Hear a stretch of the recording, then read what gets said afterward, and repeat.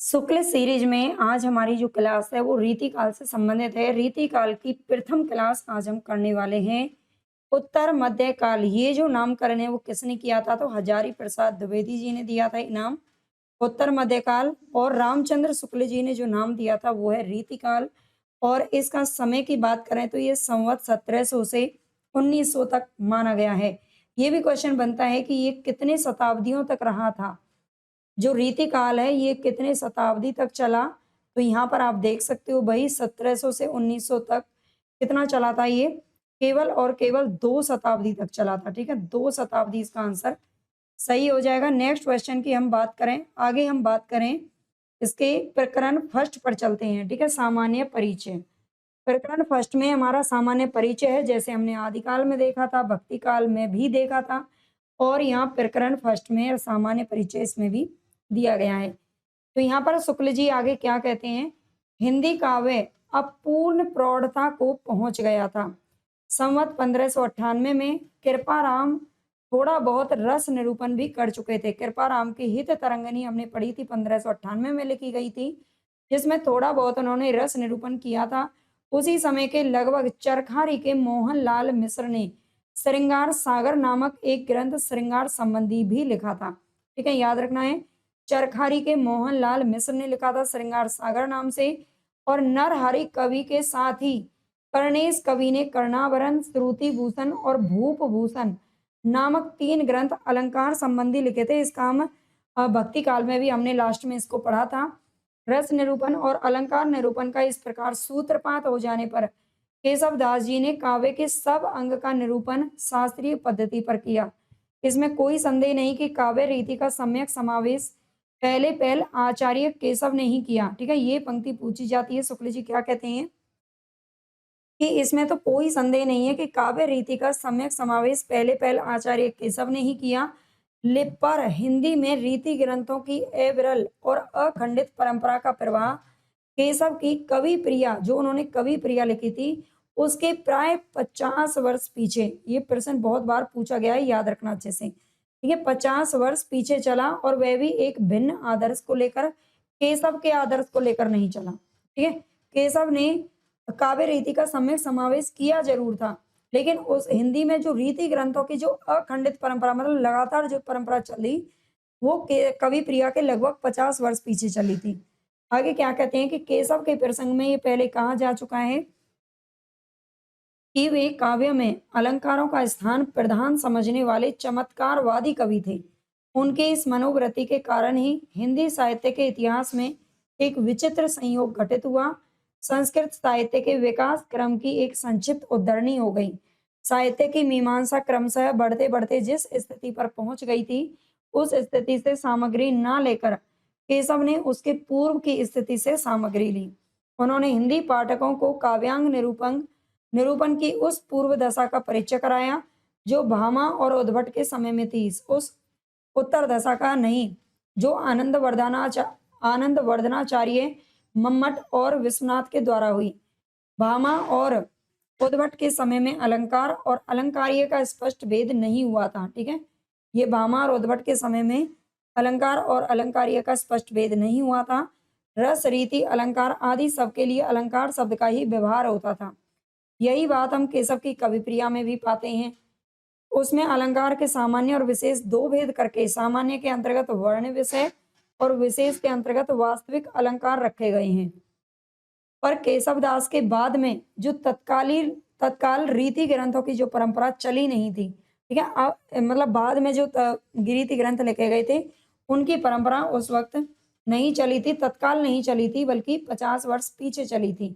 ये कवि प्रिया के 50 वर्ष पीछे उसकी अखंड परंपरा का आरंभ हुआ। ये परंपरा केशव के दिखाए हुए पुराने आचार्यों भामा, उद्भट आदि के मार्ग पर नहीं चली, बल्कि परवर्ती आचार्यों के परिष्कृत मार्ग पर चली थी, जिसमें अलंकार अलंकारिय का भेद हो चुका था। हो चुका था और हिंदी के अलंकार ग्रंथ अधिकतर चंद्रालोक और कोवलयानंद, ठीक है, चंद्रालोक और कोवलयानंद के अनुसार निर्मित हुए थे। कोवलयानंद आप जानते हो किसका है? अप्पे दीक्षित का है। ठीक है, कुछ ग्रंथों में काव्य प्रकाश और साहित्य दर्पण का भी आधार पाया जाता है। काव्य के स्वरूप और अंगों के संबंध में हिंदी के रीतिकार कवियों ने संस्कृत के इन परवर्ती ग्रंथों का मत ग्रहण किया। इस प्रकार दैव योग से संस्कृत साहित्य के इतिहास की संक्षिप्त उद्धरणी हिंदी में हो गई। आगे कहते हैं कि हिंदी रीति ग्रंथ यानी कि ये क्वेश्चन यहाँ से पूछा जाता है कि शुक्ल जी के अनुसार हिंदी का यानी कि रीति काव्य का प्रवर्तक कौन माना जाता है? तो ये चिंतामणि त्रिपाठी को मानते हैं। अच्छे से याद रख लेना। केशव का इन्होंने पूरा विवरण यहाँ पर बता दिया गया है भाई, उन्होंने केशव दास को क्यों नहीं माना। हिंदी रीति ग्रंथों की परंपरा चिंतामणि त्रिपाठी से चली, अतः रीति काल का आरंभ उन्हीं से मानना चाहिए। ये शुक्ल जी ने मत यहाँ पर अपना रखा है। उन्होंने संवत 1700 के कुछ आगे पीछे काव्य विवेक इनकी एक रचना मिलती है। कवि कुल कल्पतरु इनकी दूसरी रचना है और काव्य प्रकाश, ठीक है, ये भी इन्होंने ग्रंथ लिखा था। ये 3 ग्रंथ लिखकर काव्य के सब अंगों का पूरा निरूपण किया और पिंगल या छंद शास्त्र पर भी एक पुस्तक लिखी। उसके उपरांत तो लक्षण ग्रंथों की भरमार सी होने लगी, मतलब सब लोग फिर लक्षण ग्रंथ लिखने लगे थे। कवियों ने कविता लिखने की प्रणाली ही बना ली कि पहले दोहे में अलंकार या रस का लक्षण लिखना, फिर उसके उदाहरण के रूप में कविता का सवैया लिखना। हिंदी साहित्य में यह अनूठा दृश्य खड़ा हुआ। संस्कृत साहित्य में कवि और आचार्य 2 भिन्न-भिन्न श्रेणियों के व्यक्ति रहे। हिंदी काव्य क्षेत्र में यह भेद लुप्त सा हो गया। इस एकीकरण का प्रभाव अच्छा नहीं पड़ा। आचार्यत्व के लिए जिस सूक्ष्म विवेचन या पर्यालोचन शक्ति की अपेक्षा होती है, उसका विकास नहीं हो पाया था।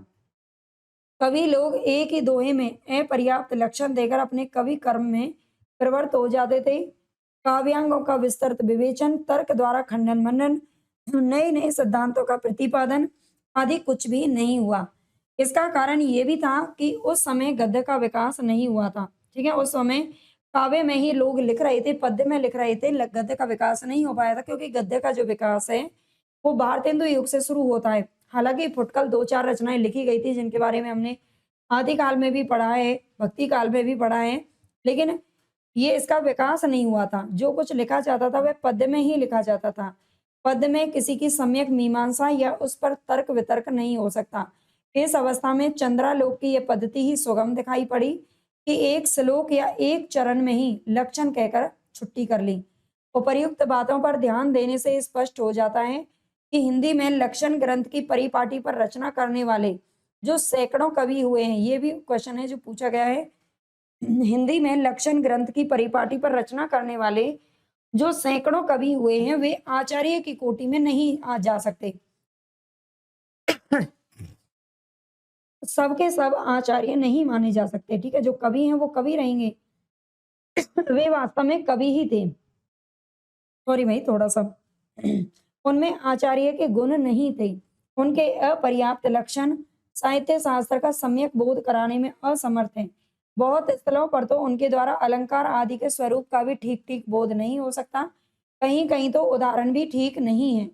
शब्द शक्ति का विषय तो दो ही 4 कवियों ने नाम मात्र के लिए किया है, जिससे उस विषय का स्पष्ट बोध होना तो दूर रहा, कहीं कहीं भ्रांत धारणा अवश्य उत्पन्न हो जाती है। कहते हैं ना कि अधूरा ज्ञान ज्यादा खतरनाक होता है ना। तो उसी तरह से यहाँ पर अगर किसी चीज के बारे में स्पष्ट पता नहीं चले तो उससे फिर भ्रांत धारणा उत्पन्न हो जाती है।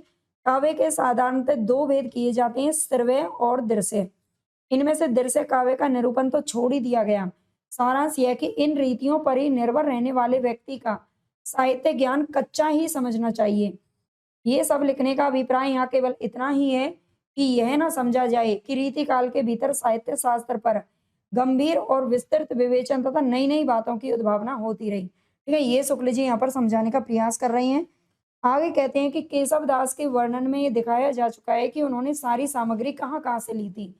आगे होने वाले लक्षण ग्रंथकार कवियों ने भी सारे लक्षण और भेद संस्कृत की पुस्तकों से लेकर लिखे हैं, जो कहीं कहीं पर अपर्याप्त भी हैं। अपनी ओर से उन्होंने ना तो अलंकार क्षेत्र में कुछ मौलिक विवेचन किया और ना ही रस क्षेत्र में, मतलब सब कुछ उन्होंने कॉपी किया था। कहाँ से? संस्कृत विद्वानों से। काव्यांगों का विस्तृत समावेश दास जी ने अपने काव्य निर्णय में किया है। दास जी यानी कि भिखारी दास जी ने। ठीक है, भिखारी दास की रचना है काव्य निर्णय। इसमें उन्होंने क्या है? काव्यांगों का विस्तृत विवेचन। ये भी क्वेश्चन इंपॉर्टेंट है। अलंकारों को जिस प्रकार उन्होंने बहुत से छोटे छोटे प्रकरणों में बांट कर रखा है, उससे भ्रम हो सकता है कि शायद किसी आधार पर उन्होंने अलंकारों का वर्गीकरण किया है, पर वास्तव में उन्होंने किसी प्रकार के वर्गीकरण का प्रयत्न किया ही नहीं है। दास जी की एक नई योजना अवश्य ध्यान देने योग्य है। संस्कृत काव्य में अंत्यानुप्रास या तुक का चलन नहीं था। ठीक है, यहाँ पर अंत्यानुप्रास या तुक का चलन था ही नहीं, है ना, तुकबंदी का प्रचलन नहीं था।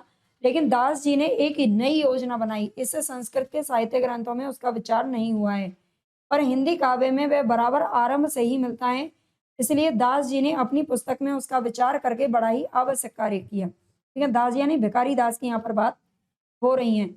आगे कहते हैं भूषण का भाविक छवि एक नया अलंकार सा दिखाई पड़ता है। ठीक है, भूषण का भाविक छवि एक नया अलंकार सा दिखाई पड़ता है, पर वास्तव में संस्कृत ग्रंथों के भाविक का ही एक दूसरा या परिवर्धित रूप है। ये भाविक का संबंध कालगत दूरी से है, इसका देशगत से बस इतना ही अंतर है। दास जी के अतिशयोक्ति के 5 नए दिखाई पड़ने वाले भेदों में से 4 तो भेदों के भिन्न योग हैं। 5वां संभावना अतिशयोक्ति तो संबंधा अतिशयोक्ति ही है। देव कवि का संचारियों के बीच छल बढ़ा देना। ठीक है, जो संचारी भाव है उसमें छल का निर्माण किसने किया था? तो देव कवि ने किया था। छल बढ़ा देना कुछ लोगों को नई सूझ समझ पड़ा है। उन्हें समझना चाहिए कि देव ने जैसे और सब बातें संस्कृत की रस तरंगिनी से ली हैं, वैसे ही यह छल भी है। सच पूछिए तो छल का अंतर्भाव अविद्यता में हो जाता है। इस बात का संकेत पहले किया जा चुका है कि हिंदी के पद्य वद्य लक्षण ग्रंथों में दिए हुए लक्षणों और उदाहरणों में बहुत जगह गड़बड़ी पाई जाती है। अब इस गड़बड़ी के संबंध में 2 बातें कही जा सकती हैं। या तो यह कहें कि कवियों ने अपना मतभेद प्रकट करने के लिए जानबूझकर भिन्नता कर दी है, अथवा प्रमादवश और को और समझकर। मतभेद तो तब कहा जाता जब कहीं कोई नूतन विचार पद्धति मिलती। अतः दूसरा कारण ही ठहरता है, कुछ उदाहरणों से ये स्पष्ट हो जाएगा। केशव दास ने रूपक के 3 भेद दंडी से लिए थे। ठीक है, रूपक के 3 भेद दंडी ने किए, वही केशवदास ने लिए। अद्भुत रूपक, विरुद्ध रूपक और रूपक रूपक। इनमें से प्रथम का लक्षण भी स्वरूप व्यक्त नहीं करता और उदाहरण कभी अधिक साद्रूपीय रूपक का हो गया है। विरुद्ध रूपक भी दंडी से नहीं मिलता और रूप के अतिशयोक्ति हो गया है। रूपक रूपक दंडी के अनुसार वहां होता है जहां प्रस्तुत पर एक अप्रस्तुत का आरोप करके फिर दूसरे अप्रस्तुत का भी आरोप कर दिया जाता है। केशव के ना तो लक्षण से बात प्रकट होती है और ना ही उदाहरण से। उदाहरण में दंडी के उदाहरण का ऊपरी ढांचा भर झलकता है, पर असल बात का पता नहीं है। इससे स्पष्ट है कि बिना ठीक तात्पर्य समझे ही लक्षण और उदाहरण हिंदी में दे दिए गए हैं। भूषण क्या, प्राय सभी हिंदी कवियों ने भ्रम, संदेह और स्मरण अलंकारों के लक्षणों में सादृश्य की बात छोड़ दी है। इससे बहुत जगह उदाहरण अलंकार के ना होकर भाव के हो गए हैं। भूषण का उदाहरण सबसे ज्यादा गड़बड़ है।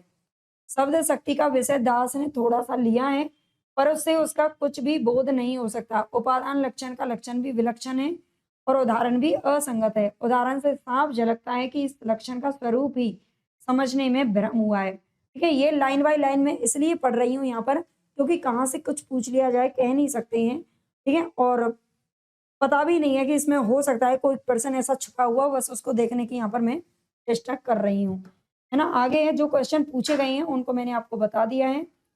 जबकि काव्यांगों का स्वतंत्र विवेचन ही नहीं हुआ, तब तरह तरह के वाद कैसे प्रतिष्ठित होते। संस्कृत साहित्य में जैसे अलंकारवाद, रीतिवाद, रसवाद, ध्वनिवाद, वक्रोक्तिवाद इत्यादि अनेक वाद पाए जाते हैं, वैसे वादों के लिए हिंदी के रीति क्षेत्र में रास्ता ही नहीं निकला। केशव को ही अलंकार आवश्यक मानने के कारण अलंकारवादी कह सकते हैं। ठीक है, केशव को ही अलंकार आवश्यक मानने के कारण अलंकारवादी कह सकते हैं। केशव के उपरांत रीति काल में होने वाले कवियों ने किसी वाद का निर्देश नहीं किया। वे रस को ही काव्य की आत्मा या प्रधान वस्तु मानकर चले हैं। महाराज जसवंत सिंह ने अपने भाषा भूषण की रचना चंद्रालोक के आधार पर की है। ठीक है, महाराज जसवंत सिंह ने एक ग्रंथ लिखा था भाषा भूषण, जैसे हम कभी कभी कंफ्यूजन में भूषण का मान लेते हैं बच्चे। ठीक है, वो चंद्रालोक के आधार पर की है और उसके अलंकार की जो अनिवार्यता वाले सिद्धांत का समावेश नहीं किया है। इन रीति ग्रंथों के कर्ता भावुक, सहृदय और निपुण कवि थे। इनका उद्देश्य कविता करना था, ना कि काव्यांगों का शास्त्रीय पद्धति पर निरूपण करना। ये इंपॉर्टेंट क्वेश्चन है। ठीक है, याद रखना है।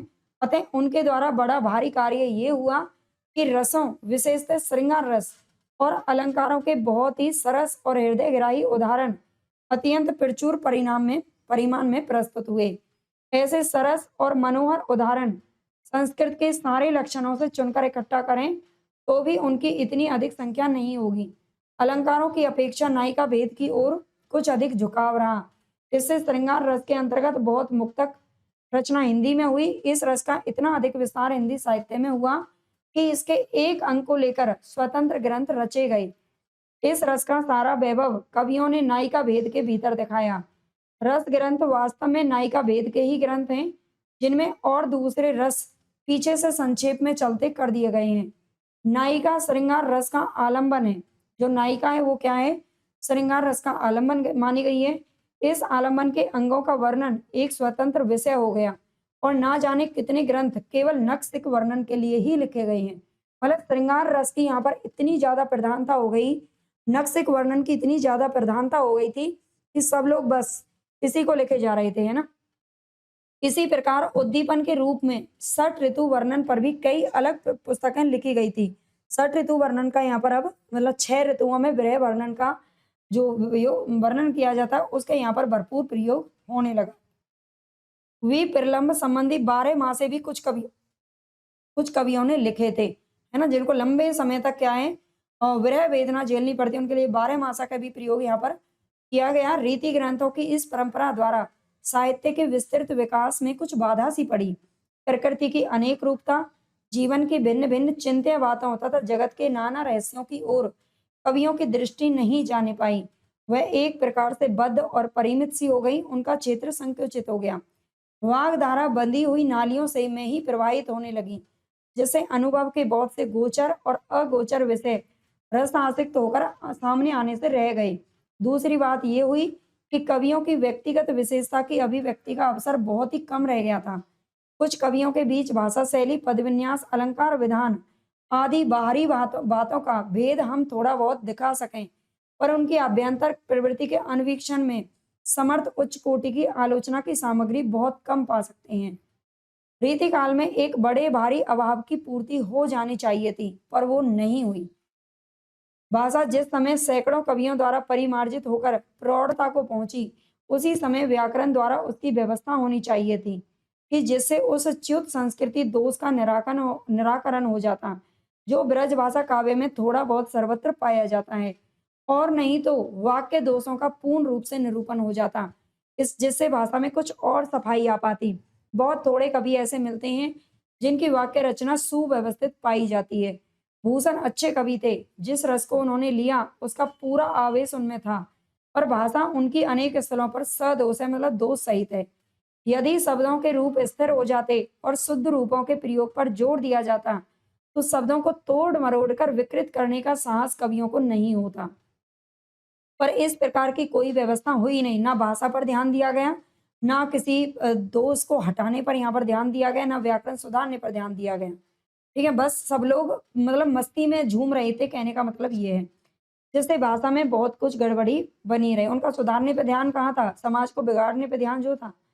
भाषा की गड़बड़ी का एक कारण ब्रज और अवधि इन दोनों काव्य भाषाओं का कवि की इच्छा अनुसार सम्मिश्रण भी था। देखो एक चीज हम थोड़ा सा समझते हैं जब हम साहित्य को पढ़ते हैं, तो हर समय में किस तरह से बदलाव होते हैं, किस तरह से मतलब समाज में सामाजिक, राजनीतिक या फिर आर्थिक या फिर जो बदलाव होते हैं ना, मतलब हर तरीके से, जैसे समाज, जैसे हमारी मतलब राजा जिस तरीके के होते हैं, प्रजा वैसी ही बनती चली जाती है। यहाँ पर जो रीति काल में जो राजा थे वो सब के सब मोस्टली इसी तरह के थे, है ना। श्रृंगार में सब लिप्त थे, मतलब नायिकाओं के साथ नाचना, मस्त रहना, बस यही सब उनको आता था, है ना। और मुगलों के आने के बाद ऐसा हुआ था, जबकि मुगल जब आए थे तो भारत में आप जानते हैं भक्ति काल का उदय हुआ था उनके आने के बाद में। और भक्ति काल में आप जानते हैं लोग हताश और निराश हो गए थे, इसलिए भक्ति करने लग गए थे। और जब उनके राजाओं का राज मतलब यहाँ पर चल गया, तो वो उनकी प्रशंसा करने में जुट गए, बस अपने राजाओं की प्रशंसा करना और कुछ नहीं, है ना। और वैसे आदि काल में हमने देखा था, मतलब जिस तरह से समय बदलता है ना धीरे धीरे, लोगों की मानसिकता भी बिल्कुल वैसी की वैसी हो जाती है ना। चाहे आप आज देख सकते हो राजनीति जिस तरह से बदलती है, जिस तरह से राजा बन जाते हैं, जिस तरह से समाज मतलब किस तरह से लोगों की मानसिकता बदलती है, आप सोच सकते हैं ना। मैं शायद क्या कहना चाह रही हूँ वो समझा नहीं पाऊँगी आपको, क्योंकि मन में तो बहुत कुछ है बट बोल नहीं सकती। चलिए आगे देखते हैं। यद्यपि एक समान साहित्यिक भाषा किसी प्रदेश विशेष के प्रयोगों तक ही परिमित नहीं रह सकती, पर वह अपना ढांचा बराबर बनाए रहती है। काव्य की ब्रज भाषा के संबंध में भी अधिकतर यही बात रही। सूरदास की भाषा में यत्र तत्र पूर्वी प्रयोग किए गए, जैसे मोर, हमार, कीन, अस, जस, इस प्रकार के बराबर मिलते हैं। बिहारी की भाषा भी कीन, दीन आदि से खाली नहीं है। रीति ग्रंथों का विकास अधिकतर अवध में हुआ था।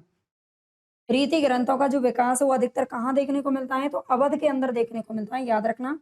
अतः इस काल में काव्य की ब्र अतः इस काल में काव्य की ब्रज भाषा में अवधि के प्रयोग और अधिक मिले। इस बात को किसी कवि ने लक्ष्य भी किया। दास जी ने अपने काव्य निर्णय में काव्य भाषा पर भी कुछ दृष्टिपात किया। मिश्रित भाषा के समर्थन में वे कहते हैं, ब्रज भाषा भाषा रुचिर कहें सुमति सब कोई, मिल संस्कृत पारस्यो पे अति प्रगट जू होई। ठीक है, ये काव्य निर्णय में किसने कहा है? भिखारी दास की ये पंक्तियां हैं, याद रखना। ब्रज मागधी मिले अमर नाग यवन बाखनी भाकनी, सहज पारसी हो मिले सट विधि कहत बखानी। उक्त दोहों में मागधी शब्द से पूर्वी भाषा का प्रयोग अभिप्राय है। अवधि अर्ध मागधी से निकली मानी जाती है ना, और पूर्वी हिंदी के अंतर्गत है। कौन सी अवधि? पूर्वी हिंदी के अंतर्गत यहाँ पर आती है। आप जानते हैं अवधी, बघेली और छत्तीसगढ़ी, ठीक है, 3 भाषाएं हैं जो अर्धमागधी से निकली हैं, यानी कि पूर्वी हिंदी से निकली हैं। जवादानी के लिए ब्रज का निवास आवश्यक नहीं है। आप्त कवियों की वाणी भी प्रमाण है, इस बात को दास जी ने स्पष्ट किया है। भिखारी दास की कुछ पंक्तियां और देखने को मिलती हैं। सूर केशव मंडन बिहारी कालिदास ब्रह्मा, चिंतामणि मतिराम भूषण सु जानिए, लीलावर सेनापति निपट नेवाज निधि, नीलकंठ मिश्र सुखदेव देव मानिए, आलम रहीम रसखान सुंदरादिक, अनेकन अनेकन सुमति भय कहाँ लो बखानिए, ब्रज भाषा हेत ब्रज भाषी अन्ना अनुमानो, ऐसे ऐसे कविन की बानी हूँ सुजानिए।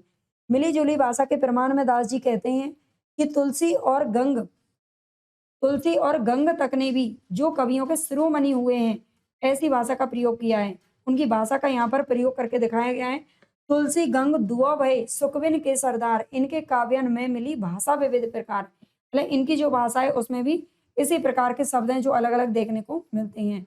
इस सीधे साधे दोहे का जो ये अर्थ लें कि तुलसी और गंग इसीलिए कवियों के सरदार हुए कि उनके काव्यों में विविध प्रकार की भाषा मिली है। उनकी समझ को तो क्या ही कहा जाए।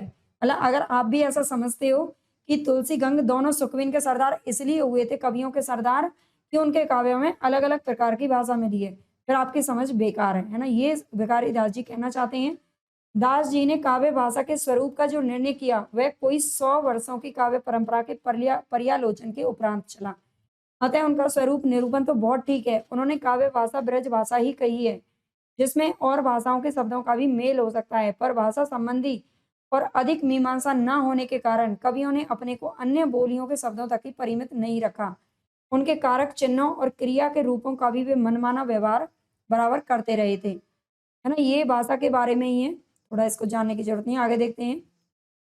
भक्ति काल की प्रारंभिक अवस्था में ही किस प्रकार मुसलमानों के संसर्ग से कुछ फारसी के शब्द और चलन भाव में मिलने लगे थे, है ना। क्योंकि जब कहते हैं ना संगत का असर बहुत तेजी से पड़ता है, हम जिस तरह की संगत में रहेंगे उसकी भाषा का भी असर हमारे ऊपर पड़ता है, उसका लाइफ स्टाइल का भी असर हमारे ऊपर पड़ता है। वैसे ही मुगलों का यहाँ पर फारसी का प्रचलन होने लगा, इसका उल्लेख पहले हो चुका है। नामदेव और कबीर आदि की तो बात ही क्या, तुलसीदास ने भी गनी, गरीब, साहब, इताती, उमर उमर दराज आदि बहुत से फारसी शब्दों का प्रयोग किया था। सूर में ऐसे शब्द अवश्य कम मिलते हैं, सूरदास ने कम किया है। फिर मुसलमानी राज्य की दृढ़ता के साथ साथ इस प्रकार के शब्दों का व्यवहार ज्यों-ज्यों बढ़ता गया, त्यों-त्यों कवि लोग उन्हें अधिकाधिक स्थान देने लगे थे। राजा महाराजाओं के दरबार में विदेशी शिष्टता और सभ्यता के व्यवहार का अनुकरण हुआ और फारसी के लच्छेदार शब्द वहां चारों ओर सुनाई देने लगे। इसलिए भाट या कवि लोग आयुष्मान और जय जयकार तक ही अपने को कैसे रख सकते थे। वे भी दरबार में खड़े होकर उमर दराज महाराज तेरी चाहिए पुकारने लगे, है ना। उमर दराज महाराज तेरी चाहिए पुकारने लगे। बख्त बखत बुलंद आदि शब्द उनकी जबान पर भी नाचने लगे, जो कि फारसी के शब्द थे। यह तो हुई व्यवहारिक भाषा की बात। फारसी काव्य के शब्दों को भी थोड़ा बहुत कवियों ने अपनाना आरंभ किया।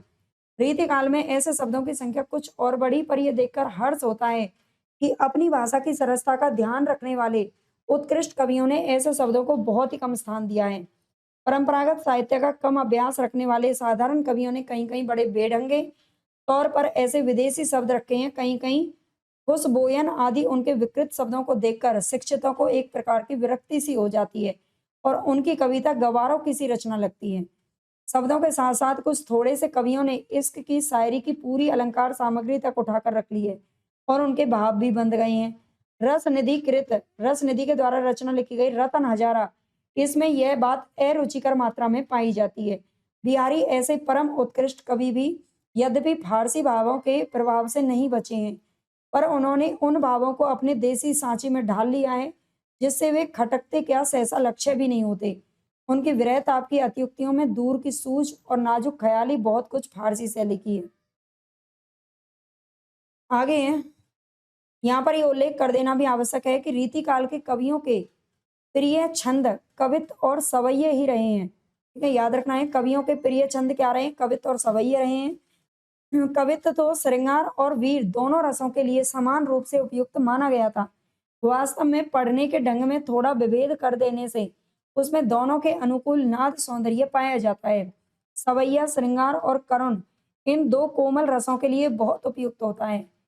यद्यपि वीर रस की कविता में भी इसका व्यवहार कवियों ने जहां तहां किया है, वास्तव में श्रृंगार और वीर इन्हीं दो रसों की कविता इस काल में हुई है। ठीक है, भूषण ने जैसे वीर रसों का प्रयोग किया था, वीर रस का प्रयोग करके अपनी रचनाएं लिखी और एक दो ने भी थोड़ा बहुत वीर रस का प्रयोग किया गया था, लेकिन श्रृंगारिक रचनाएं भरी पड़ी थी।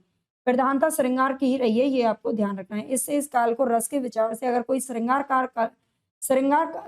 काल कहे तो कह सकता है। ठीक है, ये सुझाव ये क्वेश्चन भी पूछा जाता है कि सबसे पहले रीति काल को श्रृंगार काल कहने का श्रृंगार काल का सुझाव किसने दिया था? तो ये रामचंद्र शुक्ल ने कहा था, लेकिन बाद में फिर आप जानते हो विश्वनाथ प्रसाद मिश्र ने ये नाम इसको दे दिया था। श्रृंगार के वर्णन को बहुतेरे कवियों ने अश्लीलता की सीमा तक पहुंचा दिया था। इसका कारण जनता की रुचि थी, जिनके लिए कर्मण्यता और वीरता का जीवन बहुत कम रह गया था। भाई देखिए, कवि वही लिखेगा जो दर्शक उसके पढ़ना चाहेंगे, जो पाठक पढ़ना चाहेंगे। वैसे ही हमारी भी चीज़ें होती हैं, जैसे कि हम ऑनलाइन टीचर्स होते हैं, है ना? ऑफलाइन में तो हम वो पढ़ाएँगे जो हमारा मन करेगा, लेकिन ऑनलाइन में हम वो पढ़ाने के सोचते हैं, क्या करें? तो मजबूरी होती है, जैसे भवानी प्रसाद मिश्र जी कहते हैं गीत परोस में कि वो गीत बेचने के लिए मजबूर हैं। उन्हें वही लिखना पड़ रहा है जो लोग सुनना चाहते हैं, जो पढ़ना चाहते हैं। तो वैसे ही हम भी वो पढ़ाते हैं जो बच्चों को पढ़ना पसंद है। ऐसे आपने देखा होगा सोशल मीडिया पे इस तरह की चीज़ों का ही क्रेज़ रहता है, जो लोग ज़्यादा देखते हैं। कॉमेडी वीडियो का ज़्यादा प्रचलन रहता है, तो वो लोग वही बनाना शुरू कर देते हैं, है ना? पढ़ाई वाले बच्चे ज़्यादा हैं, तो वही बनाना शुरू कर देते हैं, क्योंकि हर कोई उनके हिसाब से ही चलेगा, वरना पीछे रह जाएगा, यही होता है ना? तो चलते हैं, आज का हमारा सामान्य परिचय तो कंप्लीट हो गया। प्रकरण 2 पर हम नेक्स्ट वीडियो में बात करेंगे रीति ग्रंथकार कवि के बारे में, ठीक है?